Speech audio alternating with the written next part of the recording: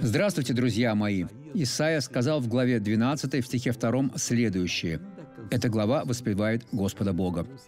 Он сказал так: «Вот Бог спасение мое». Я говорю то же самое. Говорите то же самое, это станет для вас благом. «Уповаю на Него и не боюсь, ибо Господь – сила моя, и пение мое Господь.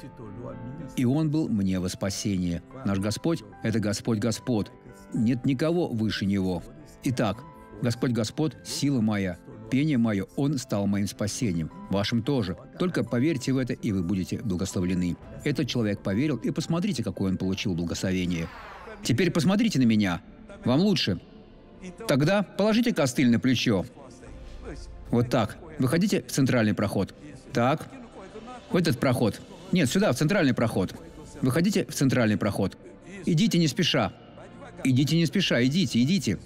Вот, друзья, вот как творит Бог. Идите, вам нужно больше ходить. Бог сейчас творит. Теперь вернитесь. Вернитесь. Идите, идите, идите. Вот так. Ну что вы скажете, вам уже лучше? Лучше. Теперь я помолюсь за вас. Отец, во имя Иисуса я касаюсь того человека, который страдает.